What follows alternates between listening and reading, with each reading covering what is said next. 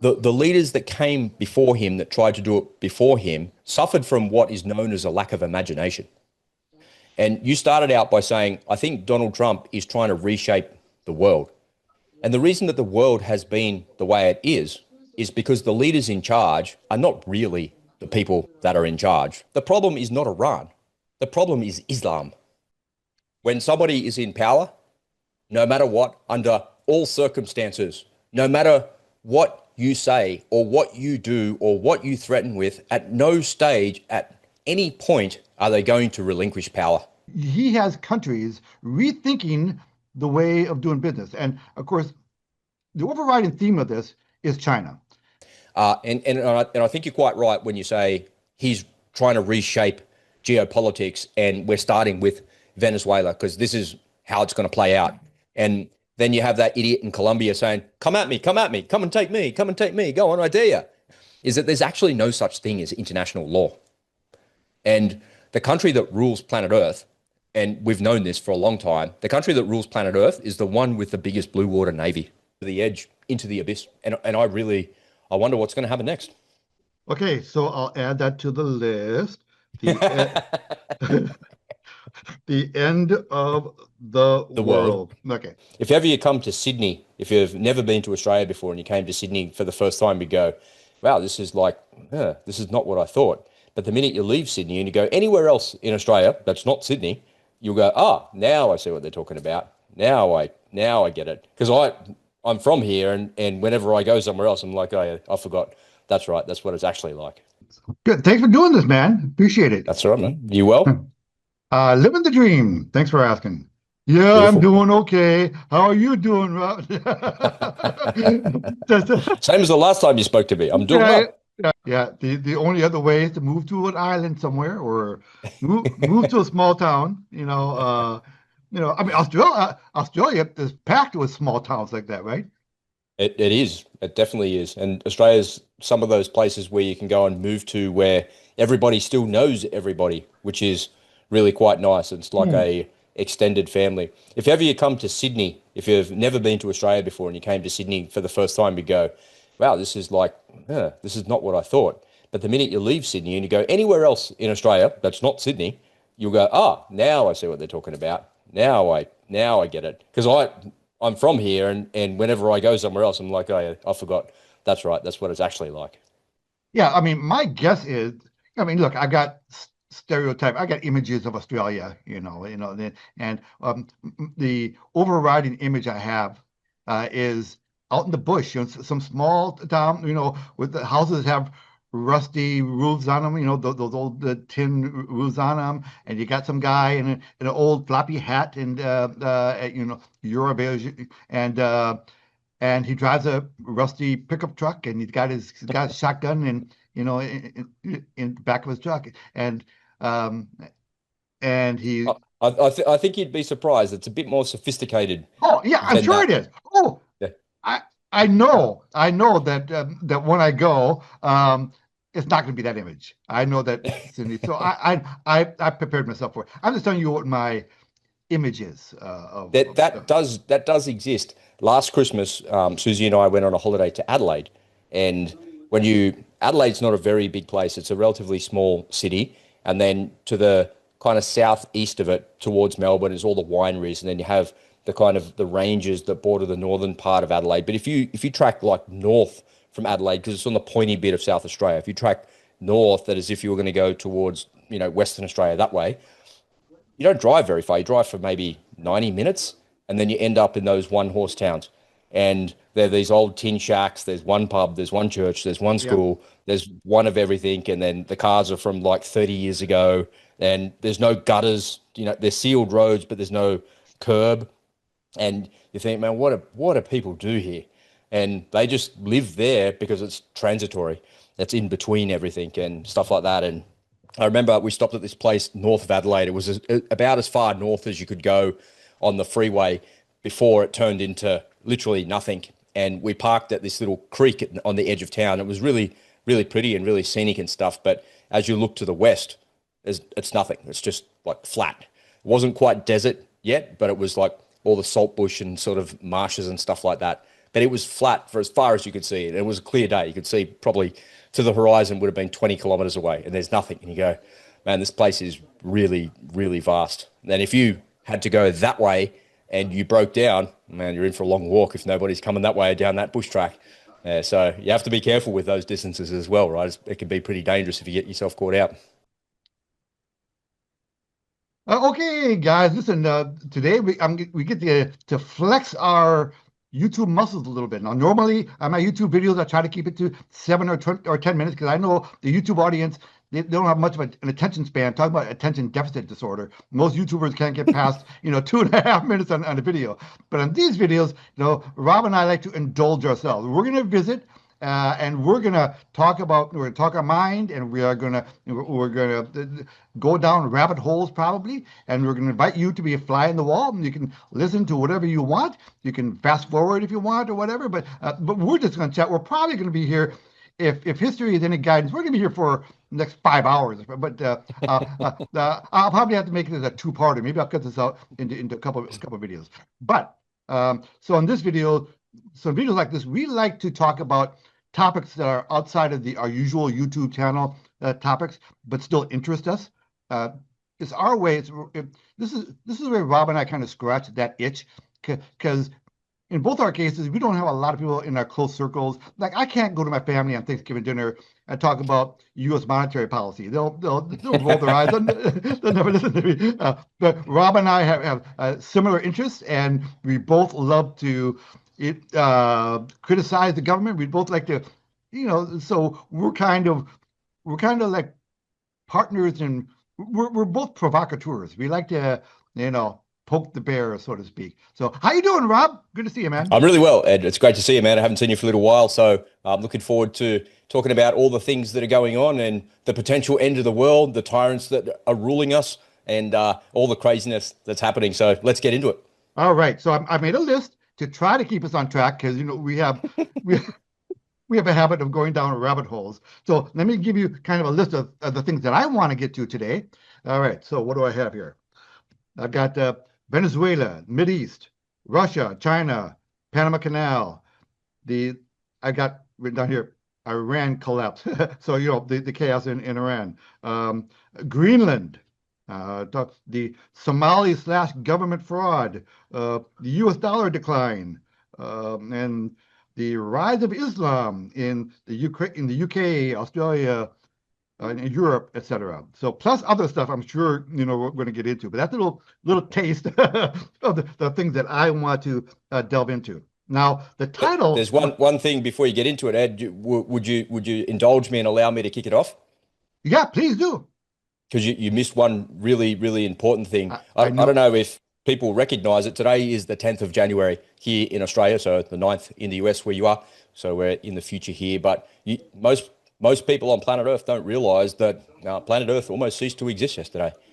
I don't know if you realize that the Russians, for the second time, fired an Reznik missile in Ukraine. And you have to remember that our space-based infrared assets looking down at planet Earth see these ballistic missiles launch from a mobile launcher 1,800 miles away from the target. And the target was Lviv in Western Ukraine, which is really Poland. It used to be Poland. Yeah. So we're not far, a couple of hundred miles from the border of Poland, and they were firing ballistic missiles that could potentially have nuclear weapons on those re-entry vehicles. Apparently, the Russians told the Americans last time when they fired the Reznik, they fired it, then they told them. And remember, when space-based infrared assets are looking down, they can see the launch of the missile, classify it straight away, and within a moment or two, they can figure out actually where it's going. Now, the New START treaty that limits the range of intermediate intercontinental ballistic missiles expires in the next 30 days. So all the checks and balances that were keeping nuclear war from happening are now going away. And the intermediate range missile that they used, the Reznik, had the Russians come out and said that they had 8 re-entry vehicles on it. I think I counted like 8 or 9. Sorry, they said it had 6 re-entry vehicles, and I think I counted 8 or 9 hits from the video footage that was actually there. I don't think people realize how close to the precipice of a nuclear exchange we actually are. Because if they fire one of those missiles at us again and they say, oh, it's ballistic, don't worry, it's not, there's no nukes on there. But if they fire it again and don't tell us, we have to make an assumption that it's coming for us. And because it's only 10 minutes away, we end up in a scenario of, is that the only one they're firing at us? Is this a use it or lose it type scenario? Because it only took 10 minutes to fly 1,800 nautical miles, and it almost went into Poland. Luckily, its guidance and luckily everything to do with it was functioning the way that it should. But if it had gone across the border into Poland, that would have triggered Article 5, and that would have triggered an all-out airstrike and response to the Russians. We've never been so close. We're not 20 seconds to midnight in the nuclear clock anymore. We are 1 second to midnight. And everything that you said on that laundry list of things just a moment ago is a distraction for this. We are so unbelievably close to a nuclear exchange like we've never seen before. Remember, nobody has ever in the history of warfare used ballistic missiles that rain down multiple re-entry vehicles ever in the history of warfare. And the Russians have now used that twice. So we're moving into uncharted territory. And when I look at what's going on in the front lines in Ukraine, I see Russian soldiers on horses attacking Ukrainian positions. The governments of the world know no boundaries when it comes to evil and depravity. It is truly the most evil and disgusting thing that you could think of to put civilians that have had 2 weeks worth of training onto a horse and make them storm into a position. And likewise, the Ukrainian drone operators have got no choice but to destroy these people and these animals on the front lines there. And why are the Russians doing that? Because they're losing hundreds and hundreds and hundreds of vehicles every month they're losing. So there's no way to get the infantry to the front, because the minute that they put the infantry out in the open, they're seen by all the thermal drones, day or night, good or bad weather, and they're attacked and they're destroyed. In the last year, the Russians have taken very little ground, almost nothing in the scheme of things, but their destruction and the reign of terror continues unabated. And the evil that they are perpetuating is not like anything we've ever seen before.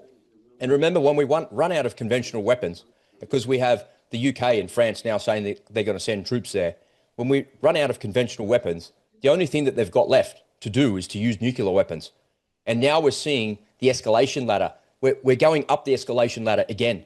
And we've gone up again, another run, because the Orezhnik ballistic missile is only one run away from a real nuclear missile or a nuclear artillery round from a 155 piece. I was watching some drone footage this morning of Ukrainian operators destroying I want to say it's a 255. I can't remember the exact one. It's the biggest artillery piece the Russians have.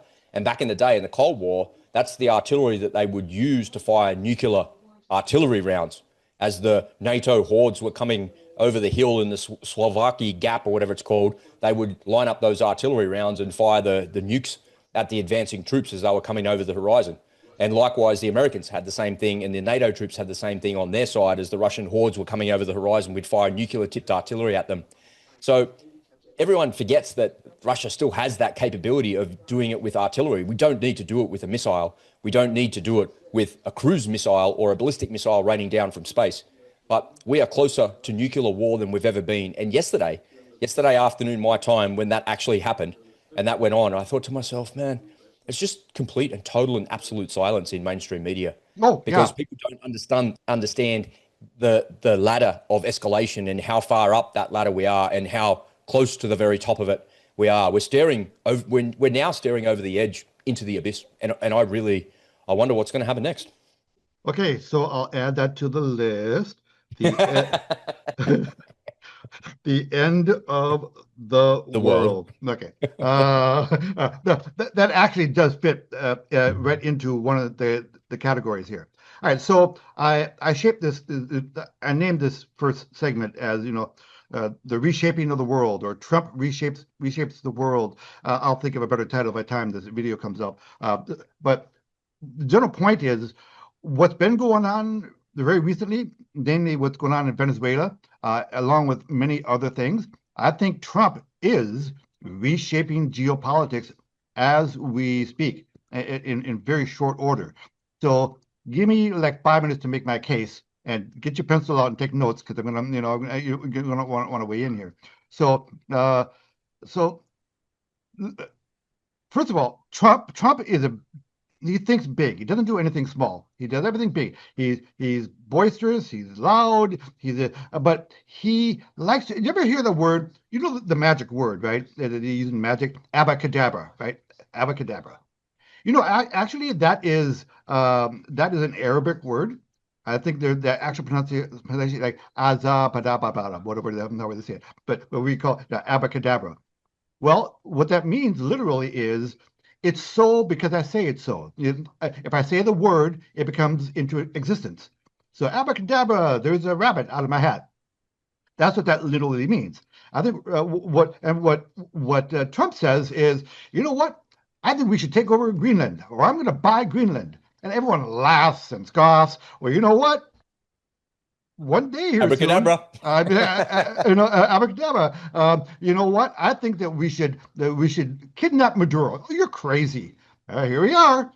So he's a guy that manifests things. There's that whole philosophical thing about manifesting your life. And if you think it hard enough, and if you do enough Zen stuff, you can manifest your life in a certain way. I think that's what Trump does.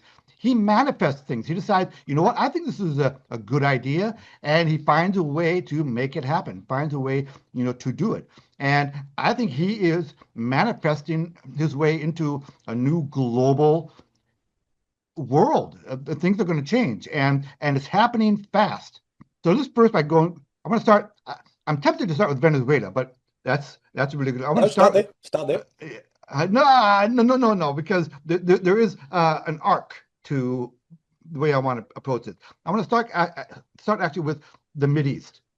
Okay, so in Trump's first term, he came up with the Abraham Accords, and for the first time in like ever, he got everyone in the Mideast to become buddies, to normalize relationships.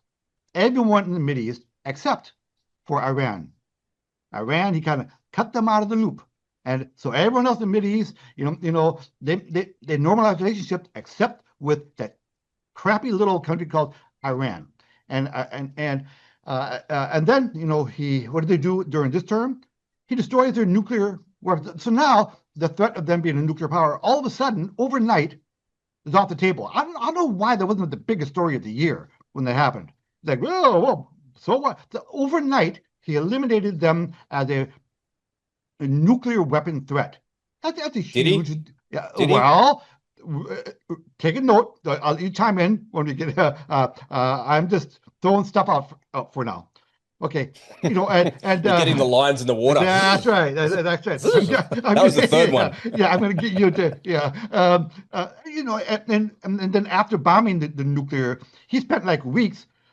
Our airplanes were like loitering over. They're like teasing Iran. Our airplanes were loitering over Iran, and people look up. They saw American planes, and the Iranian government couldn't do a damn thing about it. And the average salary for an Iranian citizen is $200 a month. Right now, the Iranian currency, the rial, is trading at 1.7 million to the dollar, to $1. So It's disgusting. Hey, it's like the death of what it could be. yeah, And it's one of the richest nations on earth, and it goes to the heart of this book. yeah, They're the best enemy money can buy. That's the first thing. But the second thing is they're so unbelievably incompetent that they don't care about their citizens, and that all the war and religion, put all of that aside, the whole reason that the world is in such a shit show is because the people in political power, like you're describing, inflate the money away to nothing. And that's the exact description of what is wrong with Iran. Is all of their problems stem from that, and all of the protests that you see are stemming from that, because $1 is worth 1.2 what 1.7 what a clown million. world, man. What? Yeah, it's crazy. Yeah. A loaf of bread in Iran cost about 36 cents in US dollars. And look, after they pay their rent, they don't have any money left. These people are desperate. They are desperate. And the more the crowds get desperate, the more heavy-handed the leaders have to become. They have to rely on fear to keep those people in check. And that is, we all know how that kind of thing ends. Okay, so this is going to be a very interesting year in Iran. The Iranian government now, they're importing people from other countries, heavy-handed people, to keep order to violently against their own people. They're bringing in Arabs. Now, Iranians, they're Persian. So there is, for people who don't know, being a Persian is completely different from being Arab. They're completely different ethnic people, and historically they do not like each other. So when they're importing people that the locals do not like, that tells you the Iranian leadership, they don't trust their own military. They don't trust their own heavy-handers. They're bringing in outsiders to keep order. So I think that there's a really good chance that Iran could fall without America having to put one boot on the ground. And I think Trump has set the stage for that, or at least he accelerated the process. Even if this were going to happen eventually, I think he greatly accelerated, the process. So, and I would love to hear comments below of anybody of you out there, if you're in Iran or if you know people who are in Iran. If you have, please let us know what your take, is on this. So Iran, I think, could fall this year. What comes out of it is going to be very interesting. But that's a fascinating story. All right, so, but that kind of reminds you of the Weimar Republic, right, Robbie? Which we've talked about inordinately on our channel. When you look at the value, of the currency, and we all know how that story ended. So if you look at the history of World War One, and at the end of World War One, when the French made him sign off, and they made him say, you're going to have to pay us, you're going to have to keep paying us, and eventually there was a guy that came to power in the 1920s, around a socialist workers' party, a man of the people, so to speak, and he said, "This is bullshit. This enough." We're never going to get out from under this. So we're going to try and do something about this. And he tried to use violence to take over the government and ended up in jail, and then realized the error of his ways. And then all he did was bring the people together as patriots. Hey, we're Germans. We're gonna stop this, and we're gonna ignore. If we're not paying them back, they can piss off, get lost.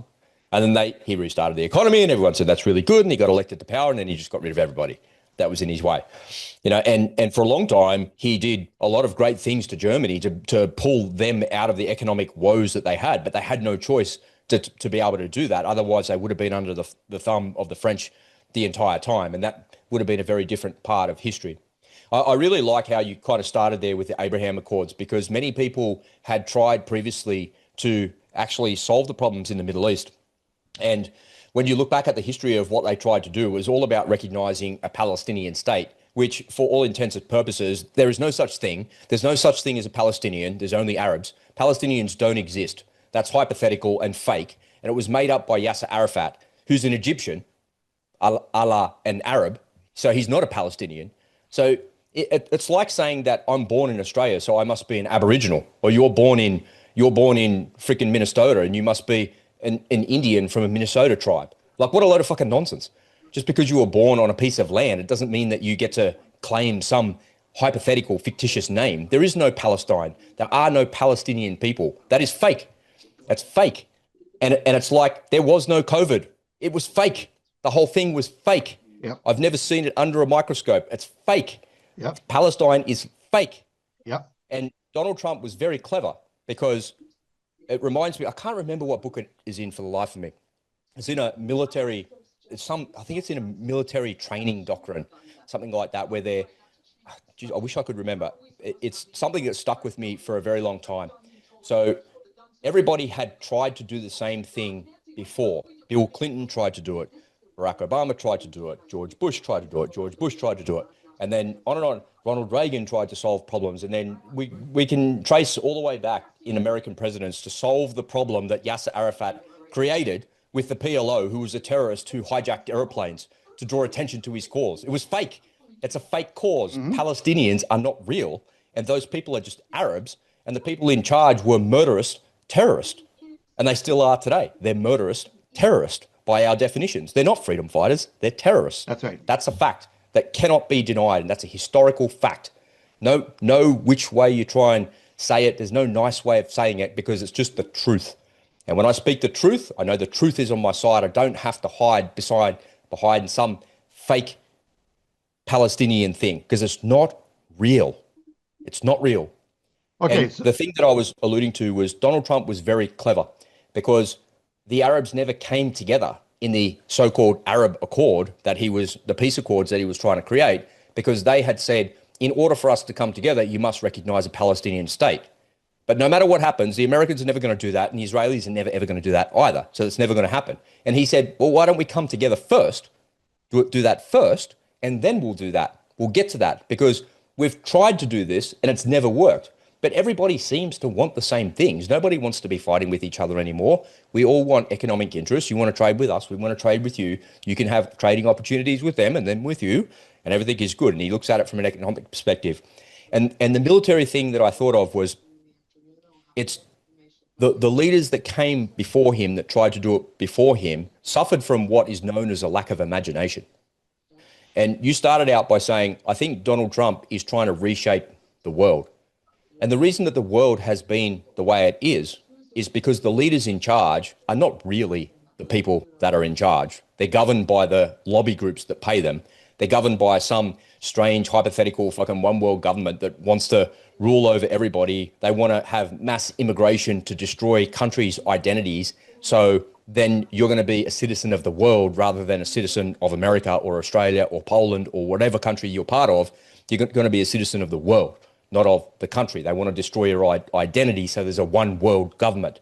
But it's never going to work, because that is ultimate power, and the person that's in charge of that has ultimate power. And when someone has ultimate power, it is ultimate tyranny. It's tyranny. And Donald Trump doesn't suffer from a lack of imagination. In military history, there has never been a snatch and grab of a leader. But we saw a snatch and grab of this drug kingpin cartel guy. We're going to get there. We saw a snatch and grab we're going to get we've there. never seen before. Yeah. And so imagine somebody had come to him and said, hey, there's all the oil down there. We built the ports in the 1980s here to service their oil until Hugo Chavez got in power there, who was a communist who destroyed the country. And there was private oil companies there previously. He nationalized everything. All of the infrastructure fell apart and all of the exports stopped happening. They were still going on. It was still going on for a long time. They're getting some upside of it. They can't process the oil on shore. It has to go up to Texas. It's not far away. It's a good thing happening. And Donald Trump says, well, let's just go back to what we were doing before. That was working. Well, what's in the way? Oh, you've got a drug kingpin, a cartel kingpin in play. And he's the one that arms the cartels. He may not be importing fentanyl and whatnot across the border from Mexico. He's trying to get his drugs out of Venezuela and get them across the channel. Okay, there. hold on. We're going down a rabbit hole. We're going to get to that. But I want to wrap up the Mideast part of the reshaping of the world thesis here, and then we're going to segue over to this. Okay, so let me give you my conclusion on the Mideast stuff. So between the Abraham Accords, detoothing, the Iranian nuclear arms event. You can comment on that in a second. And the fact that we have taken away so much of their reserves, there's no more delivery. We don't see millions of dollars being delivered on pallets anymore in cash. At the airport in Iran, well, not Baghdad, was in Tehran. Isn't that so that's gone. So these people are being bled financially. The people are desperate. And as the Iranian government, and Iran is famously known as the largest sponsor of terrorism in the world. So as Iran falls and their money dries up, so will, who are the terrorist groups I'm thinking of? Hamas and Hezbollah, ISIS. These people are going to, they run the risk of being eradicated because there's no more money to fund them. So hold on a second. So give me your thoughts on that. You're crossing into this territory. Yeah, okay. Yeah. Hamas was created by Netanyahu. Yeah. ISIS was created by Netanyahu. He's the boss of all of those things. Yeah. We need an enemy. We need We need somebody to fight against. We need the best enemy money can buy. Well, These are the truthful statements that we can't escape. It's the crazy people that grab hold of all of that are in charge of it. And let's just speak the truth for a change, Ed, instead of trying to paper over everything, because I've had enough. And I'm only going to speak the truth from now on. And the reason I've had enough is because my daughter got caught in a terrorist attack in Sydney. yeah, I was going I've to had make enough. sure. Yeah. Yeah. The problem is not Iran. The problem is Islam. Yep. If you Amen. talk to anybody in Islam, they want to take over the world. That's And right. if you're not going to subject yourself to it and you're not going to be part of it, you'll have to pay a tax. Or as an apostate, you'll be sent over there and killed. Yeah. And the radical people that are there saying that seem radical because their ideas seem so crazy. Yeah. What's a radical idea that is? Yeah. That's so crazy. But actually, no, every single one of them believe that. Yeah. Every single last one of them believe that. It's the that- most evil, vile, disgusting, horrible, controlling religion that exists. It's not even a religion. It's not a It's a religion. way That's of right. life. It's a cult. If you It's a look at the political Quran movement. and take a couple of minutes just to read a couple of paragraphs and pages of it, you'll see that it's like an instruction manual. Yep. It's an instruction manual on how to live. And their job is to convert as many people as possible. Yep. And if they don't convert, you can pay a tax, you can kill them, you can do whatever you want to them. And that's the reality of it. There is no such thing as radical Islam. There's people with radical ideas for sure. I can agree with that, but there's no such thing as radical Islam. There is only Islam. That is the truth. Yep. Nobody can deny it. It is the truth. They Yep. worship a false prophet Yep. who married a child and Yep. consummated his marriage with a child. Yep. And that's the truth. I'm not being nice about it anymore. I'm only going to say the truth because they can't come at me for telling the truth. Nobody can. Yeah. Well, if you lived in London, you could, they could. All But right. that's the truth. I'm still No, no. speaking the truth. Yeah, no. But I'll get locked up for speaking the truth in That's London. right. That's right. That's okay. So that is on the list. We're gonna delve into that specifically on the list here. But let's keep things kind of on track here. Did we close the loop on Iran? I think as much as we probably for that. I mean, look, I could talk about this with you for another hour. But yeah, good enough. Can I give you a final thought on Iran then before we move off it? Mm-hmm. When somebody is in power, no matter what, under all circumstances, no matter what you say or what you do or what you threaten with, at no stage, at any point, are they going to relinquish power. And there's a famous saying that comes from the 1980s, 1970s and the Cold War. And that famous saying is related to when all else fails, they'll take you to war. Yeah. And in the last couple of days, the Iranians have come out and publicly said that they're considering a preemptive strike on America and on Israel.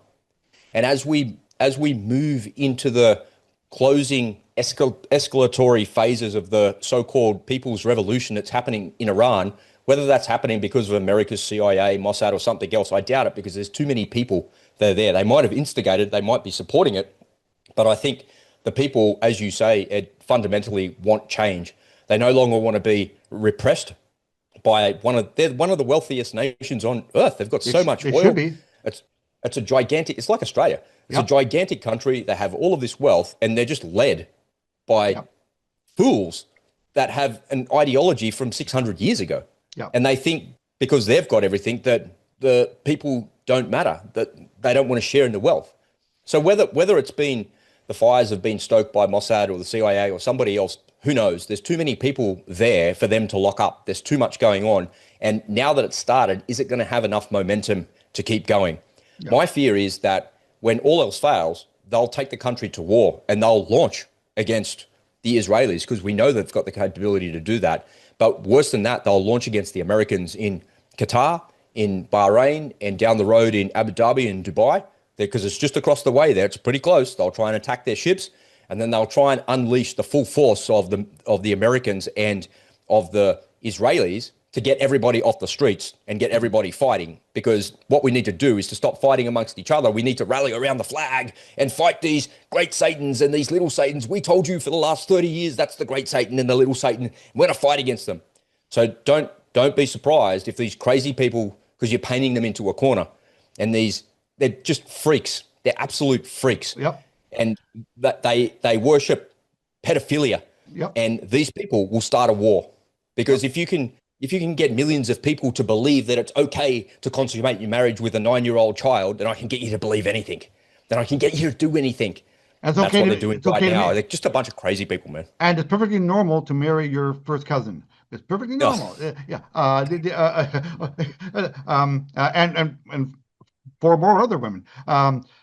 Okay, so we are gonna get into that specifically a little bit more later on here.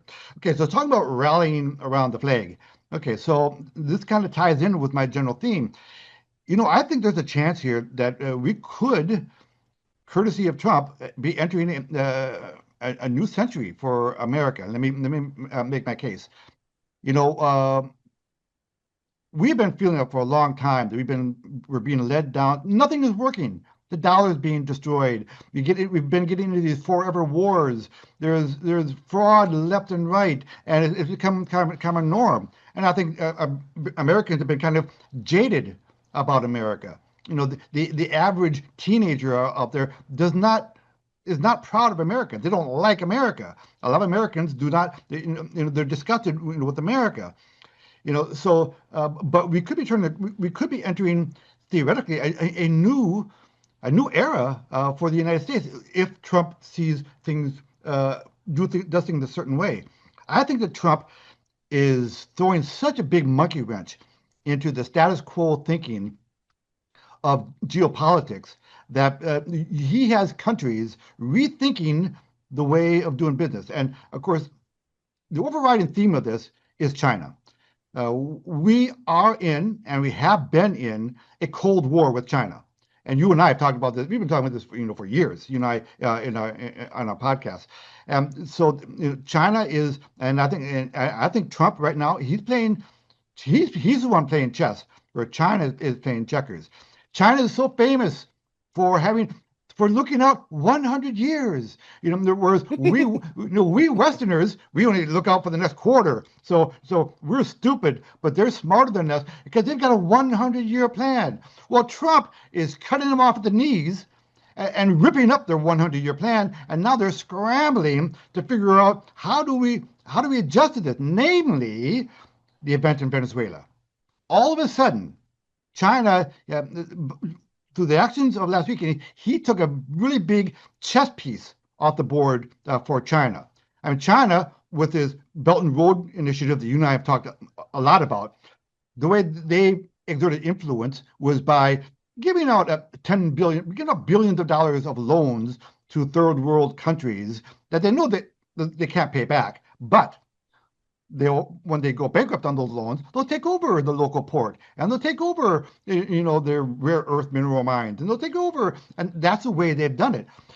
They gave Venezuela over $30 billion of loans based on their oil infrastructure. Well, now that Venezuela oil collateral is crap. Okay, that collateral for that $30 billion plus loan is gone. So China said, what the hell? We thought that we had a clever way of securing oil through the back door by making this deal with Venezuela. And not only that, Remember the label helps you here is it's debt trap diplomacy. yeah, That's what the Chinese were trying to do. And to your point, if you the way I think of it is it's this the analogy is the same in business as it is when government does it, because the government's just trying to do business, right? So it's a version of that.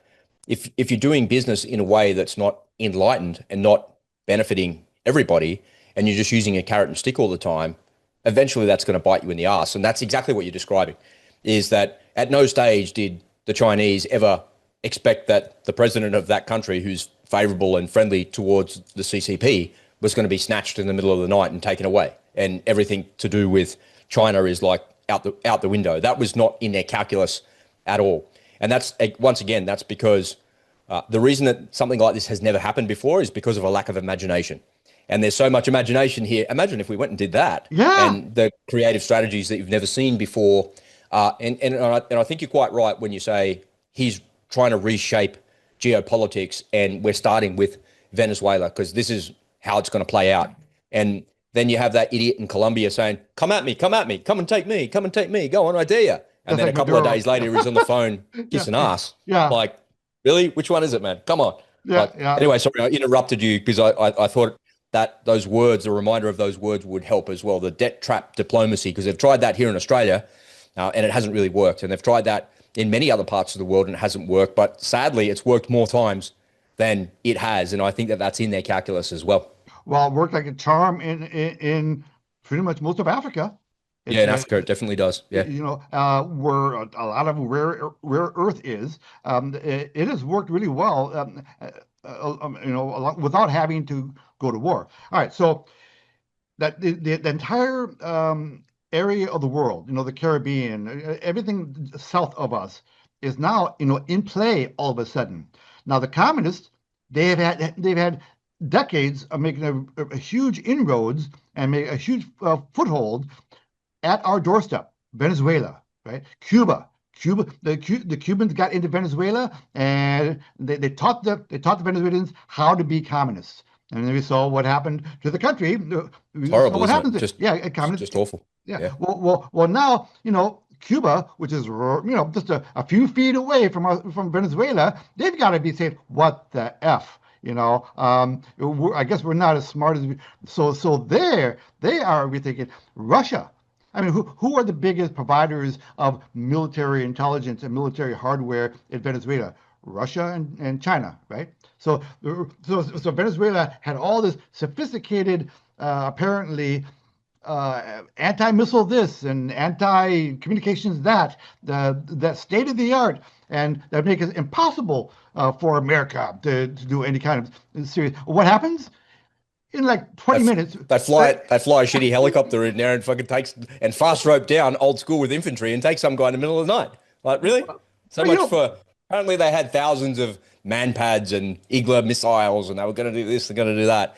Well, that's good. Wait till you see a 2,000-pound JDAM landed on your head from 20 miles away. That's like, and you don't even know where it came from. Like, it's just speed, surprise, stealth, accuracy, the targeting, the operational security. It was one of those operations that simply couldn't be done by any other military on planet Earth. And that's it. That's it. good, right?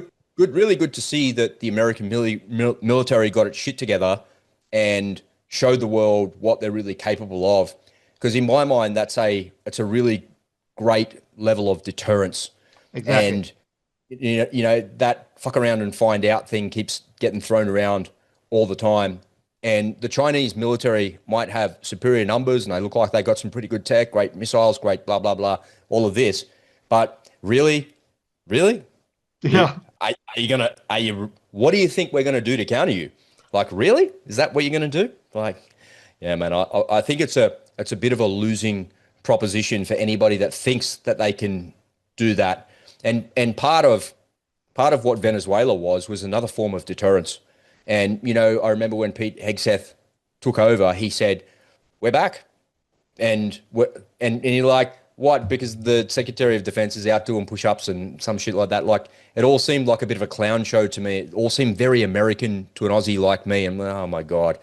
But sooner or later, it came to bear, and when they were fighting in the Red Sea and their Navy was fighting in the Red Sea and we never took any hits there.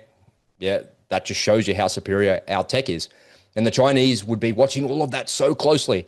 And the Chinese would be watching everything that was happening in Venezuela really closely. Here's how they conduct covert operations. It takes half of the military to stack up against them for weeks at a time, to rehearse, to do all of these things and to make all of this stuff happen.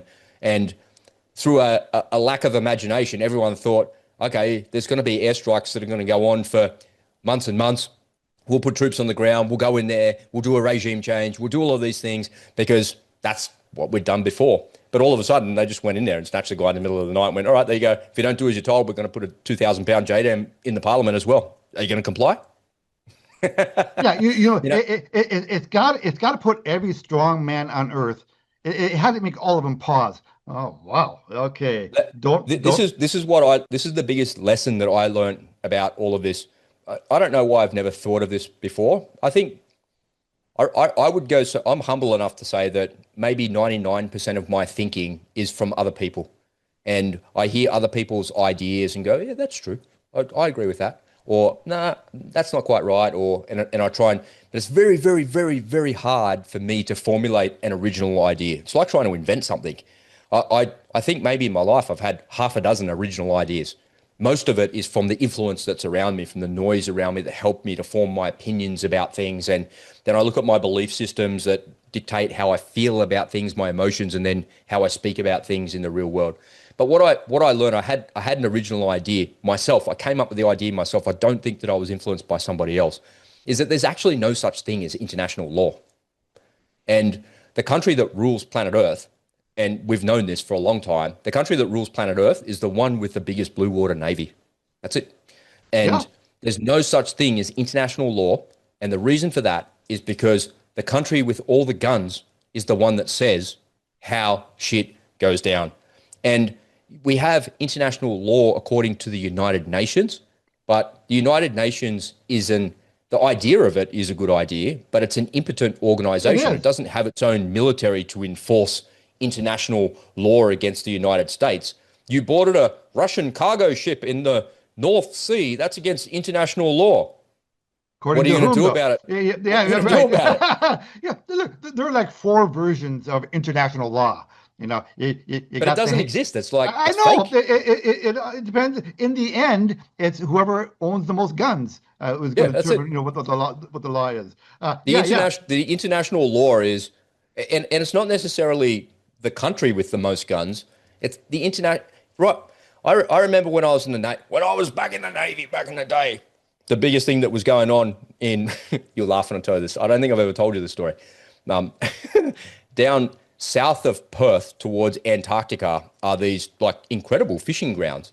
And there was a thing down there called the Patagonian toothfish, yeah, this endangered species or some shit like that. And the Australian Navy had to go down to Antarctica, right on the very edge and the boundary of the range of our shitty little warships to enforce the sanctions against the fishing Patagon. You're taking a bloody fish out of the ocean. What are you doing? They went down there and there's like hundreds of fishing vessels going, oh, look at all this, making millions of dollars. And the Australian government sent our Navy down there to cut all that shit out. And while we might not have a very powerful military or very powerful Navy, when you see a Anzac class frigate with a 5-inch gun and a bunch of sailors up there with small arms, and you don't have any guns, pretty quickly you're going to reel your rods in and pack up and head back to South America. So, the people with all the guns at the time are the ones that are enforcing the law or the rules or whatever bloody rules that they come up with. What international law said I can't go to Antarctica to go and fish for the Patagonian toothfish? What? What? Who came up with that stupid idea? Some moron at the United Nations pretending that climate change is real. If we take too many fish out of the sea in that part of Antarctica, the whole world's going to die. That's what it is. And then the Australian government went down there and went, yeah, we're going to spend hundreds of millions of dollars and risk our sailors' lives to enforce some hypothetical law that doesn't exist. Like, it's the countries with the guns. At the time, they've got the guns. Right now, the Ayatollah in Iran is enforcing whatever law he wants, however he wants. He's judge, jury, and executioner all at once.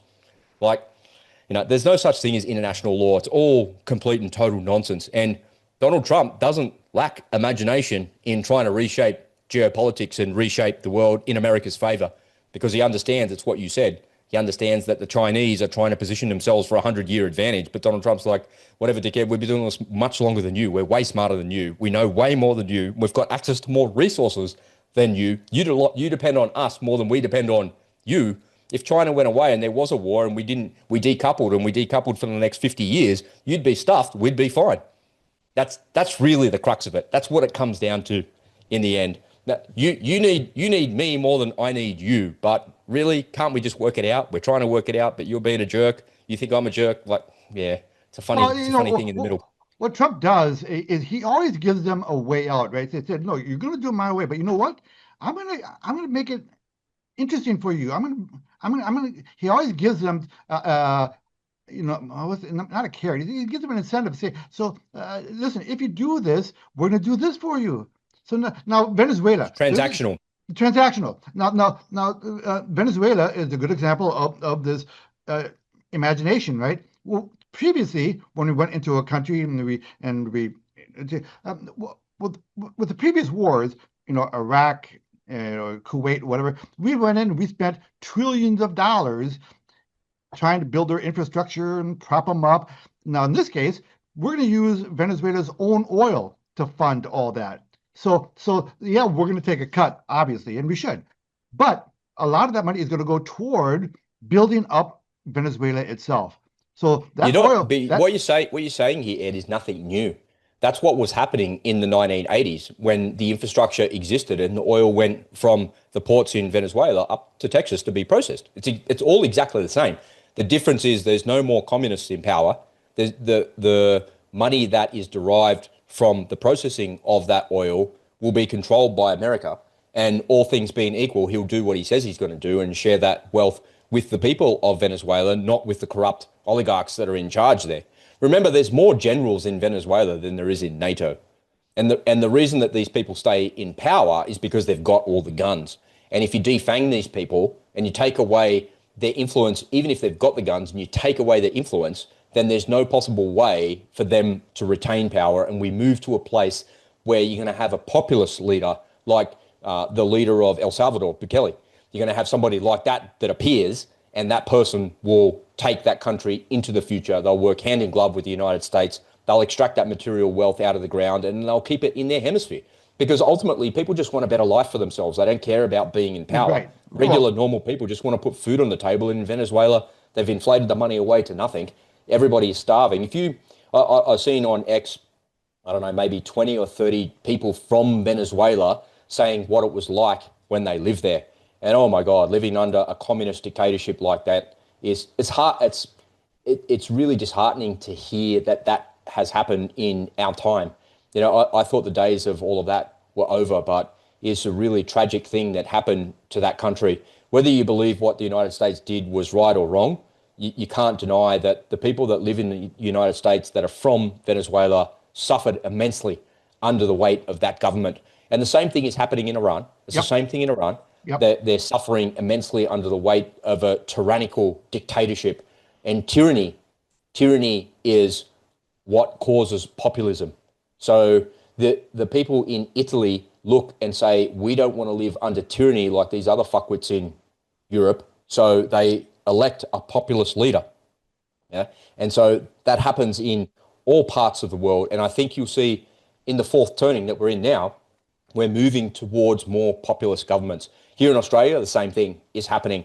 The uni party of Labor and Liberal is now being surpassed by almost being surpassed by One Nation. And One Nation, you could define that as a populist party. Pauline Hanson speaks on behalf of her constituents, but really, when she speaks, she's speaking on behalf of most reasonable, sensible Australians. But our Australian political system is rigged, where only 30% of Australian voters voted for the Labor Party and have them in power. In the United Kingdom, it's the same system, the Westminster system. Only 13%, 13% voted for Keir Starmer. But you've got the worst tyrant in Europe since World War II. He's an absolute tyrant, that man. He came out just in the last 24 hours saying that free speech should be completely and totally and absolutely banned on X. And pretty soon, someone like Andrew Tate running for politics in America, in England, will find himself in that seat. And what do you think happens then? We end up, this vacillation from the centre moderates all the way to the centre left wannabe communist tyrants, all the way to the far right. If you would describe Andrew Tate as far right, yeah, I would, any idea that's sensible and normal is considered yeah, far right yeah, because it's so far away from what would be, oh, no, no, no, no, no, no. Just be reasonable about this. Just, you shouldn't do that. If he says he wants to be her or she wants to be him, then just be reasonable about that. No, you can't do that. That's far right. What? Common sense is far yeah, right. yeah. But it's not about right or left or centre. It's about populism. And more people would vote for someone like Andrew Tate or Tommy Robinson in the United Kingdom than they ever would for this freak that is Keir Starmer. And Well, the you would think. Okay, I don't want to go down that rabbit because I know you and I could talk about that for a solid hour. Let me wrap up. The South America theme here. Okay, so I don't know about you, but I think the next big geopolitical story is going to be Panama. I think Trump's next move is going to be to take the control of Panama away from China. I think he really wants it. I mean, China basically they control the two ends, right? Through buying this and buying that, and shares of this and shares of that. They control. I think he's gonna take that away from China. Not probably not with weapons and guns. He's gonna find a way to just neuter China's influence on those two ends of the Panama Canal. So I think my guess is the next big geopolitical story is some kind of creative takeover by Trump of Panama. So what do you think? The canal or Panama itself? No, Panama Canal, the canal. Well, didn't Well, he take the canal back? but China still have a lot. When you go in, you're paying tolls and stuff. They have like shell corporations and corporations that control flows and stuff. So yeah, but I think he wants it all. As far as taking over Panama itself, I can't really see a military action, in Panama. Do you? I don't see a military attack on Panama. Panama is not that, and it's not that antagonistic I think toward the US. the problem that we see, and it's really come to light in the last couple of weeks, really, with all of the Somali stuff in the same suburbs where you live, and all the bullshit where I live here too, as well. We have the same problem here. We have exactly the same problem here in Yeah, Australia. It's in fact the magnitude of problem we have here in Australia is far greater because there's less oversight than there is in America, and it would be seen to be like if you looked at it on a per capita basis, it's probably 10 times worse than what it is in Minnesota because we just don't have the population of what you've got there in America, and we've got the same level of corruption that's going on here in Australia. Now, give an example. We have the National Disability Insurance Scheme, the NDIS. If I had a busted knee and I had to go down to the local pharmacy to get a knee brace, I buy that knee brace, it might cost me like $100. But if I went in there with my card, my NDIS card, and said I want that on NDIS, they'll still charge me. They'll charge me like $40, but they'll charge the government $400. That's the scam. That's the money laundering scam that's there. So the checks and balances are kind of there. They try to be there, and the idea behind it is like excellent. We're a wealthy nation. There's a lot of disabled people. There's a lot of people that need help. We should help them. We should. I don't disagree with that aspect of socialism. I think that's a really good idea, but there has to be some limits around it. There should be some yeah, guardrails around it. When they started it, it was only going to be I want to say $4 billion, something like that. Here it's up to $40 billion. And yeah. that's a drop in the bucket compared to the numbers that you guys go through in America. But here in Australia, the per capita amount, that's a gigantic amount of money for us. And, we're giving away all of this back through corruption. Here in Australia, we have more than 4 million people here that are on temporary visas. There's more than 100,000 people in Australia that have had their visas rejected, but the government won't get rid of them. So those people are a drain on the government purse. They're not entitled to government benefits, but they're the ones competing for housing. They're the ones driving inflation. So the real population of Australia is not 28 million, it's 24 million people. And look, we need people in Australia. We need skilled labor. We need students to go to universities and do all of those things. But, it can't be unchecked and it can't go on forever. And our infrastructure doesn't support it. So come on, at what No, point do okay. we pull out the Well, reasonable card here? All of this is just completely and totally and absolutely unreasonable. okay, well, I've got a whole separate topic for that. So let's come back to that. It's on the list. All right, so let's go to Greenland and Russia, which is the same story. Okay, in my opinion. Okay, so Greenland. So what was it like 2 years ago where Trump was saying, you know what? I think we should buy Greenland, and he was Through made lack of imagination, no one's ever that said that before. that's right. I think we should just buy Greenland. Of course, he was a laughing What? stock, right? Laughing stock, and What? and people said, "Yeah, well, he's going to invade. He doesn't have to invade Greenland." I know You're what already he. there. Yeah, You own all look, the military look, bases there. There's nothing to invade. look. I know. I promise you, I know what you're thinking on this topic.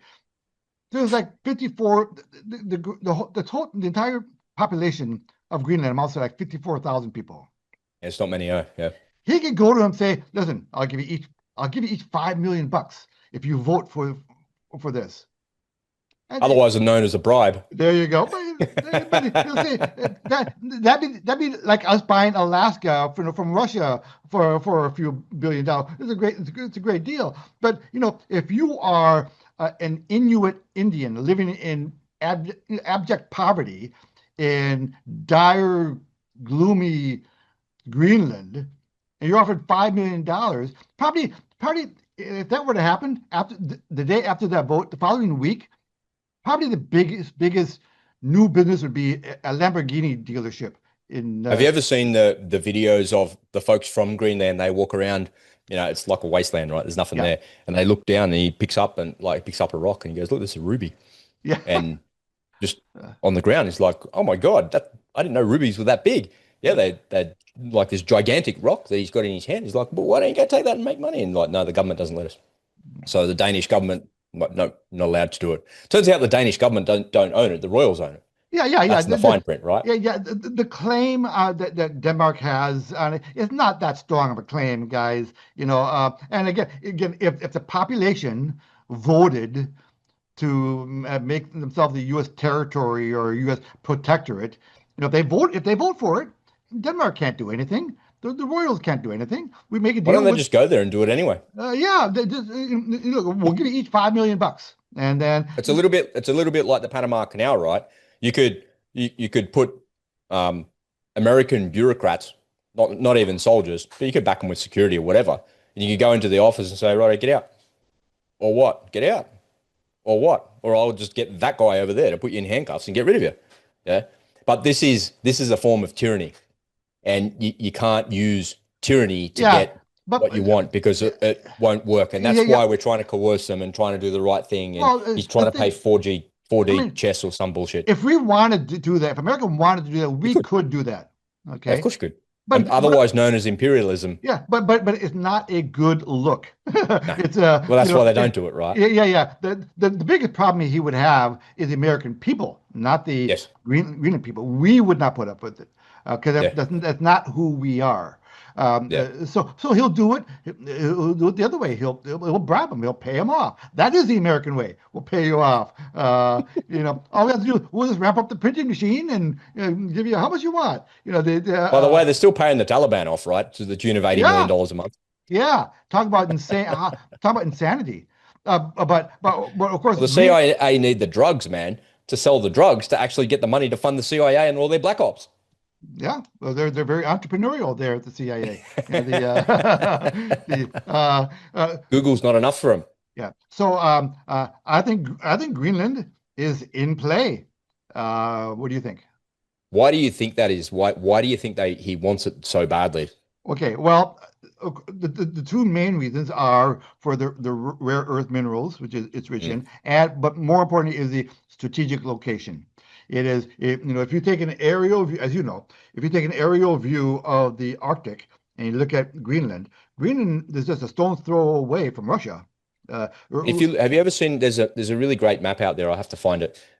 It shows you the actual physical size of countries. Like so, you're used to looking at a map of a globe, and Greenland looks enormous. It's yeah, actually not that big yeah, in the scheme of things. It's because it's at the top of the map and the way that the maps are drawn. It looks like it's massive, right? If you overlay that onto Australia, it looks like it's half the size of Australia or something. But it's not. It's actually a pretty small place. But to your point, it's a very strategic yeah. location, right? Especially if they're going to try and fire nukes over the top of the Arctic Circle, we can maybe get a better shot there, Adam. I mean, Russia's version of our Norfolk Naval Yard is Murmansk, right? And Mm. Murmansk is right there. Yeah, it's just there. So when their ships come out of Russia, whether they go on the left side of Greenland or on the right side Doesn't of matter. Greenland, they've Mm. got to go right past Greenland. Yeah. That the route. So can you imagine if America is right fucking there? I mean, so that's why Russia is probably sweating bullets over Greenland, becoming an American protectorate. And that question is, well, is that going to provoke Vladimir? Is he going to feel cornered? Is he going to feel threatened and increase the chances of a nuclear war? Personally, I kind of don't think so. You can't, Putin cannot be more threatened, I would assume, Yes, than he feels that's right right. now. Yeah, that's Right, exactly right. right Yeah. now, and this is where I was going to lean into you. I would Yeah. have to assume that right now, given what's happening in Venezuela, what's going on in Iran, what's going on, Russia is being squeezed, and you have to imagine if you're in Putin's position, you're trying to, how do I get out of this? And he's probably what's going on in Ukraine. That's probably his way of letting off steam, his way of lashing out, his way of flexing his muscles, his way of making himself relevant. But it's a Yep. danger. But that's a dangerous game. To what degree is he going to feel the need to make himself relevant? So take it away, Rob. Look, I think you're quite right there. You're not going to put any more pressure on him than has already been put on him. Remember, just about I don't know 4 or 5 days ago, maybe a week ago, there was a call between Putin and just before Netanyahu turned up in Washington. There was a call between Putin. Sorry, before Zelensky turned up, he called him, but just before that, they launched like 150 drones at where he was because the CIA knew where he was going to be, and they're like, well, let's try and take the guy out. But then we're in the middle of the Christmas period for them. And then the minute that finishes, here comes the Orezhnik missile. So that's kind of validation that it doesn't get any. Why would he be using this weapon? That weapon is a form of deterrence. So for America to put their Navy or Air Force, their Navy and Air Force are already in Greenland anyway. There's not like huge amounts of places that they can put their Navy. There's not a gigantic Air Force base that could be there. And the Russians would just laugh at it anyway and fire, well, look, we'll launch 30 Iskander missiles at it and destroy the airbase in one afternoon. Like, who cares? You can put that there. It literally doesn't matter. So I sort of look at it and think, from a military perspective, it's a form of deterrence, but are you gonna push Putin further into a corner by putting more military assets on his northern border? I don't think so, because American submarines are patrolling around that part of the Arctic already, and we're doing that in anticipation of a first strike. So there's nothing that you can do when we launch those SLBMs, because once they come over the horizon and we are like 100 miles off the coast of the northern part of Russia, we're going to destroy it. We'll shut you down before you can actually do anything. Before your alert systems alert you to something coming over the horizon, we're going to take out all of your silos already. So to your point, I don't think that you're going to paint the guy into a corner any further. It's not like NATO encroaching country after country from west to east, and then you're like, you said that you were not going to go any closer, and now Ukraine's almost in there. We need that as a buffer zone. I don't think America taking Greenland is going to make a lick of difference to Russia, and I don't think that that's actually going to cause any sorts of issue. I think there's something going on here that we don't know about, and I've been seeing it's actually pretty hard to see when you look at it in the media, but I see a whole lot of stuff that seems to be happening about free energy, and we're entering an age of AI, and I believe the disclosure that we're going to see from UFO technology is not related to UFOs or flying saucers or something like that. It's got to do with the propulsion systems Hmm. and plasma and unlimited free energy, because we Hmm. need the unlimited free energy to drive the AI data centers. And that unlimited free energy is what is going to, through lack of imagination, we've never decided to release that before, but Donald Trump and members of his cabinet have come out and said, we can now manipulate and control space and time. And just the other day, they came out and said, we can get anywhere on planet Earth within 1 hour. Our propulsion systems can do that. And you've got to ask yourself, what's he talking about? Is he talking about hypersonic stuff? Is he talking about ballistic trajectories? No, they're talking about plasma, and they're talking about aneutronic fusion, and they're talking about unlimited free energy for everybody. Yeah. And the people that are going to win the AI race. And once again, people are not joining the dots. Just a couple of weeks ago, Trump came out and said, you at Google and you over there at OpenAI and you, especially you, Mr. Musk, you're all going to come together and you're going to build this AI so we win this AI race. Okay.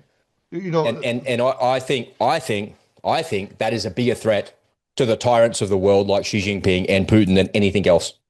Okay. One day soon, you and I are going to have a special dedicated podcast on that subject alone, on the free energy, because I got very, very strong opinions on it as well. I think it's a fascinating topic. And for any of you, I don't know about you guys, but when I get on a topic like that, I will spend a weekend just delving into that topic. It's a fascinating topic, but there are some, and it sounds really cool.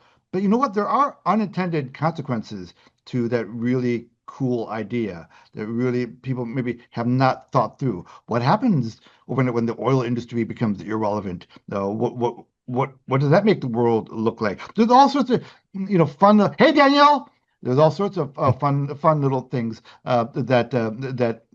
So one day soon, let's talk about that. separately. But so let me going back to Russia. In terms of imaginative thinking, what do you think the chances are that Trump could flip the script, so to speak, with Putin? Sanctions have been going on for so long in Russia, and they've lost so many lives in Russia, and it's continuing to be a large expense on Russia. And Russian prestige on the global stage has really taken a hit. He is a pariah. Putin is a pariah on the world stage. He's seen as the favorite bad guy in the world. He's the number one bad guy between him and Xi. What if Trump were to say, "There you go"? So what if Trump went to him and say, "You know what, man? This really sucks for your country and for your people. Why don't we, your hands are shaking. Your health is you don't have a whole lot of time left in this world. Why don't we work on your legacy and get you the Nobel Peace Prize and have you end your career as a hero for your people on the world stage? Why don't we start working on lifting those sanctions? Well, And why don't we, there's and why don't we, again, it's not through lack of imagination because that concept and that idea decouples Russia from China because China need Russia more than Russia need China because yeah, Russia have got all the natural resources, but the United States has got everything that China has and more.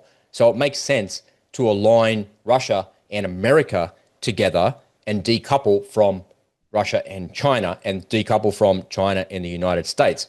So that makes sense. The problem that we have is the people that want a one world government, the tyrants of the world, the Emmanuel Macrons, the Keir Starmers of the world, these people and the people that are driving them are the ones, and the idiot boss of NATO who was the president or the prime minister of the Netherlands, yeah, he's Buddha. also, yeah, he's an awful, evil man. He's Yep, an evil yep, globalist. yep, He's one of the worst people you could ever possibly have in power. And I remember yep, when he left office there and then he was told he was going to be the boss of NATO. I remember thinking there could be no better person for the boss of NATO for the globalists than him because he's yep, the one that controls everything and says when there will or won't be a war. And he's the one who presents this professional caring face to the world when he's really an evil dictatorial tyrant. He's worse than Keir Starmer and Emmanuel Macron put together, and worse than all of the European tyrants that we've seen in the 20th century. He's the number one tyrant of all of them. And no matter what happens, under no circumstances will he allow peace to happen in Ukraine and Russia. He's the one that's stoking it. He's the one that's instigating it all.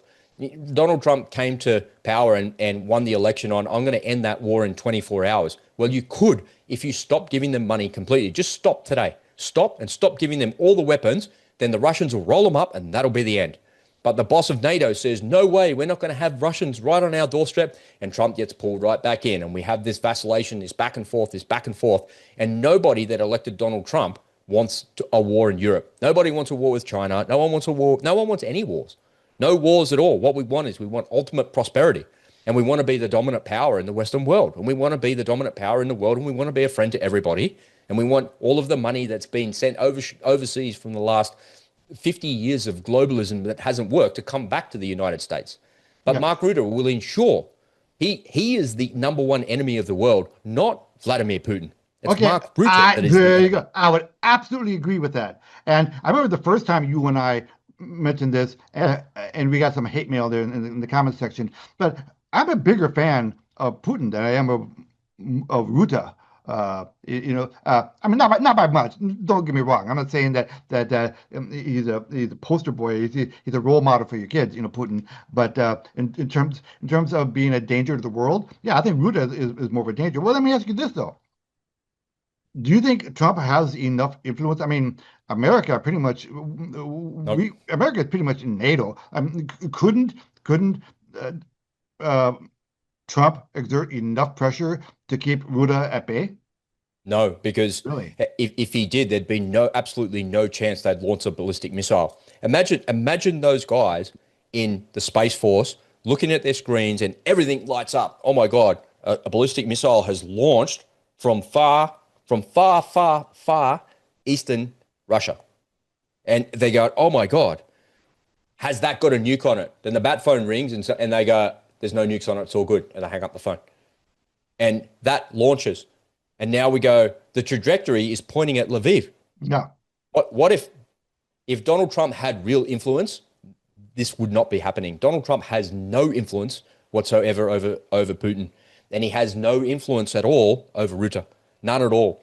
And when just a couple of days ago, when he goes, we're going to take Greenland, we're going to take Greenland. And the Danish president or prime minister or whoever the hell she is, she goes, we'll shoot first and ask questions later. I'm like, finally, yes. Now you're going to disband NATO and you're going to decouple from all this bullshit, and Donald Trump will cut everybody off.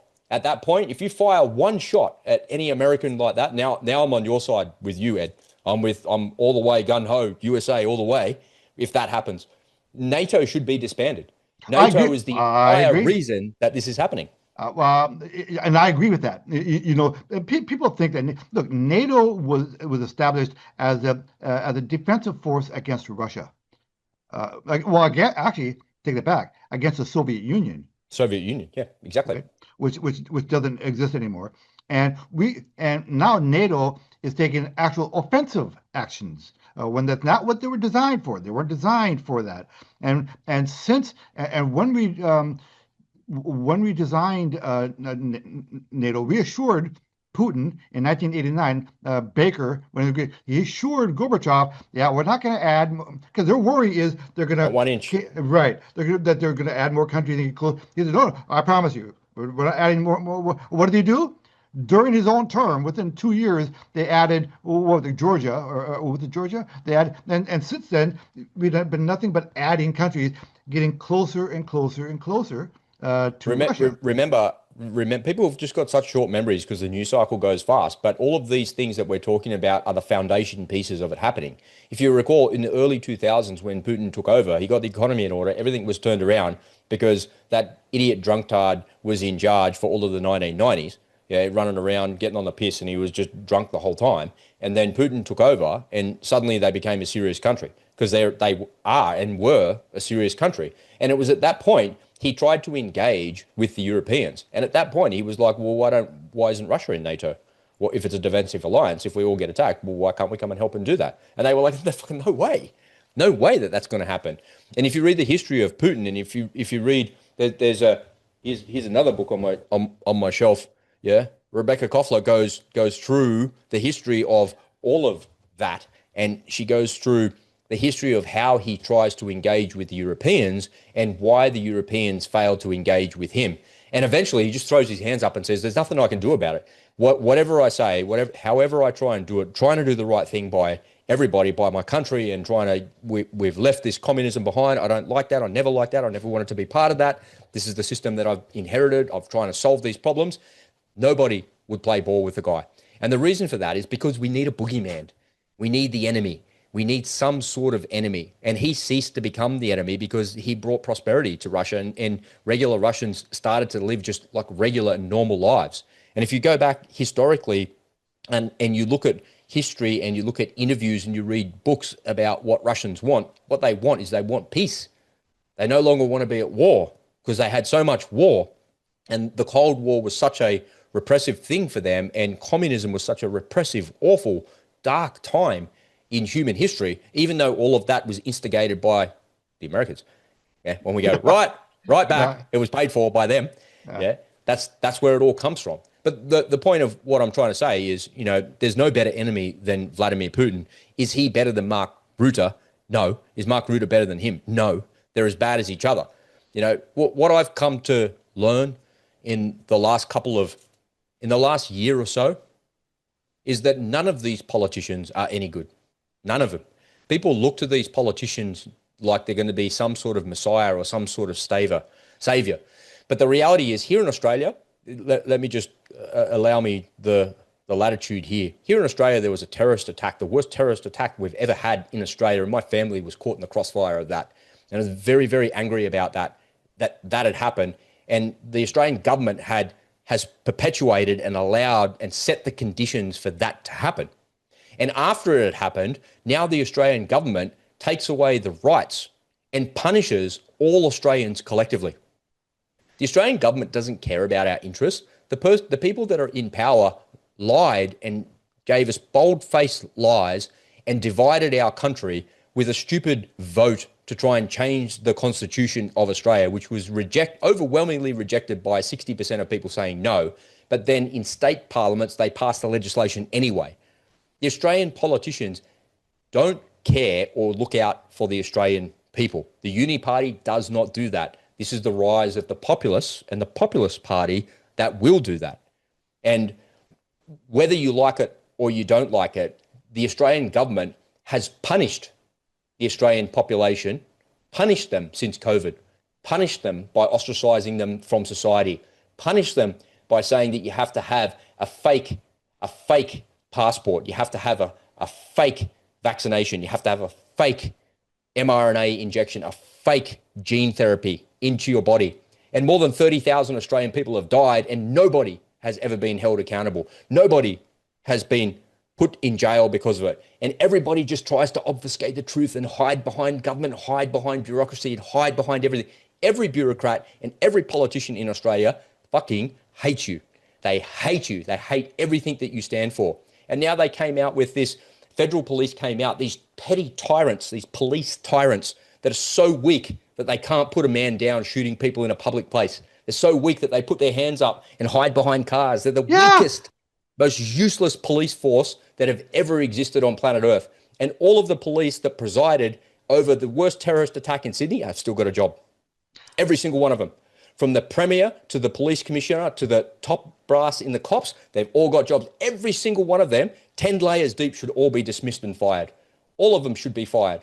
Because if I go out the front of my motorbike and ride around at 150 k's an hour and the cops pull me over, they're going to go, sorry, mate, get in the back of the paddy wagon, put me in handcuffs, take my motorbike away, take my license off me for 10 years. They'll give me a $10,000 fine, and they might even put me in jail for 6 months because I went too fast. But the government, the Australian government, presided over the death of 15 people after setting the conditions for that to happen and got away with it. And not one single person has ever been held to account. It's disgusting. It's absolutely disgusting. Australian politicians are the most disgusting people on planet Earth. Under no circumstances should you ever do anything that any police officer ever tells you to do. You should never, ever cooperate with the police. You should never, ever cooperate with any politician. You should never, ever do anything what they tell you to do. And I'm not saying to be unlawful. And I'm not saying to go out there and commit crimes. I'm not saying that at all. And I'm definitely not saying go out there and be violent. But never, ever do what they tell you to do. Because they told you to roll up your sleeve and get jabbed. And 30,000 people died, but nothing happened. And everyone's silent. And there's an untold toll on Australian society for all the injuries that happened as a result of people rolling up their sleeves and doing what the government told them to do. Now all of these people have been killed after they set the conditions to happen and nothing happened. Why would you continue to allow these people to tell you what to do? How gullible and stupid do you have to be? Why would you ever do that? I have such a hard time, Ed, like all of these politicians, this Mark Rutte guy, man, he's like the most evil leader that Europe has ever seen. He's worse than all of them combined. Vladimir Putin's no different. Zelensky's no different. Donald Trump, I'm sorry, man, he ain't much different. He's got a bit more imagination and maybe he's like has a bit more heart about him. But really, at the end of the day, it's all for him. And at the end of the day, he came to power on a lie. He told us that he was going to end the war in 24 hours. He told us he was going to put the deep state in jail. He told us he'd release the Epstein files. He told us. He made all of these promises and everyone voted on those promises, but they were all lies.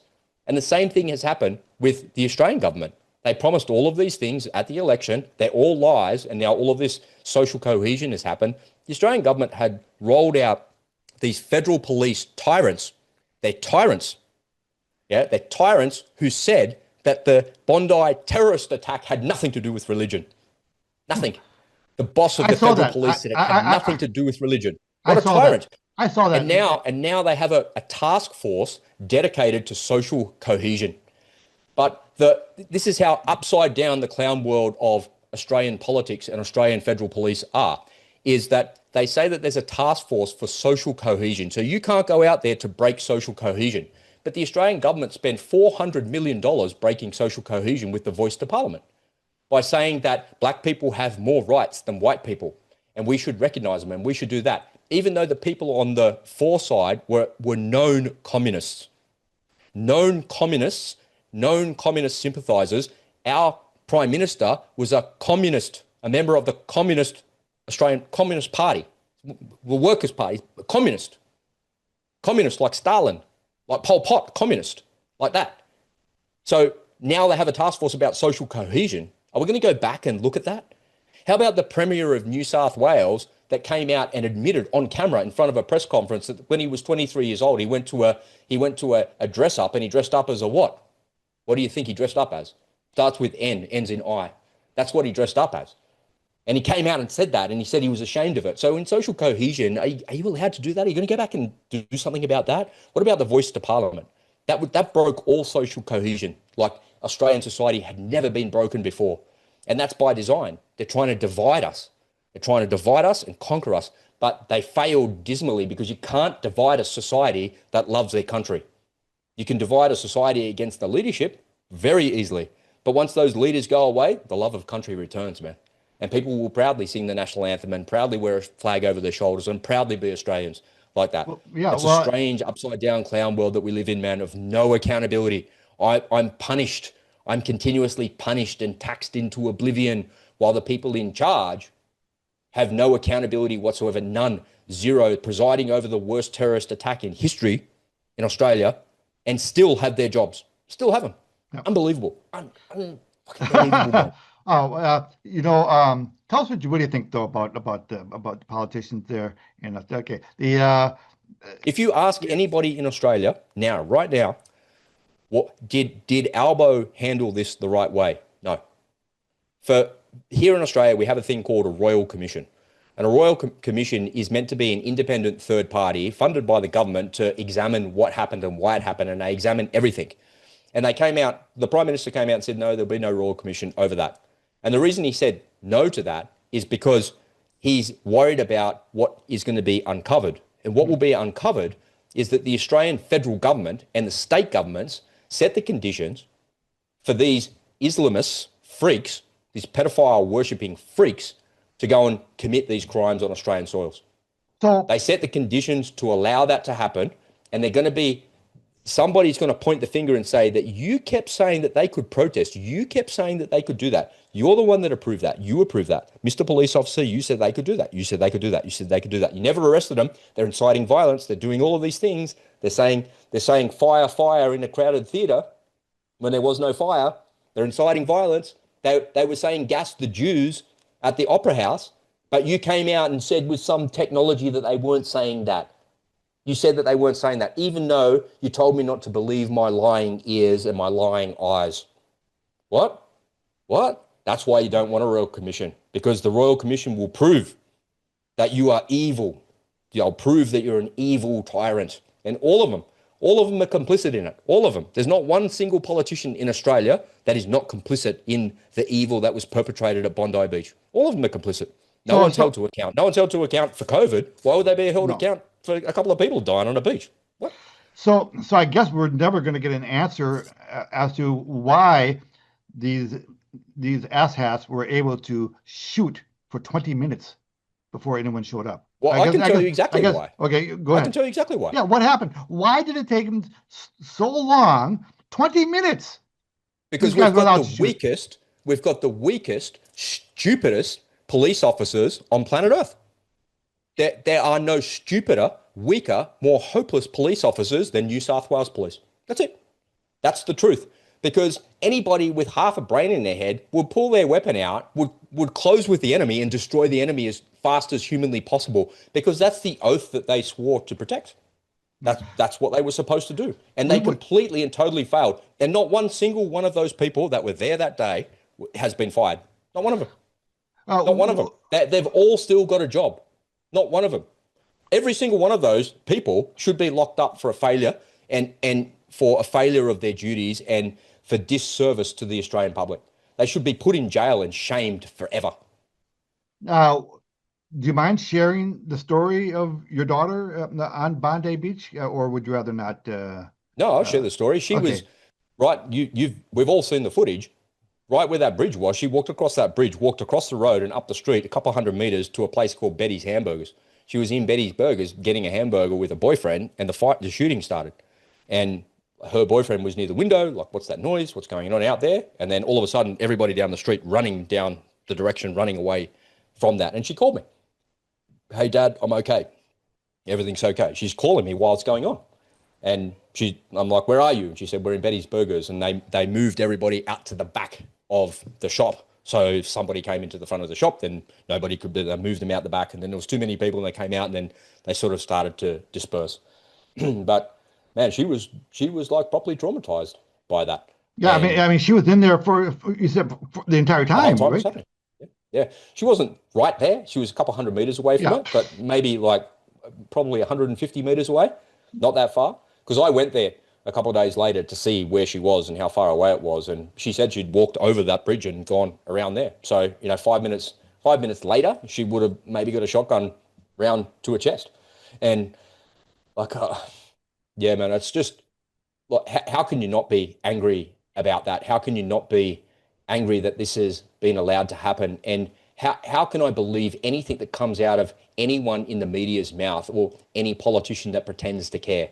That because if they really cared, they would say, unfortunately, this happened on my watch. I'm passing over the leadership of this to somebody else because ultimately the buck stops with me.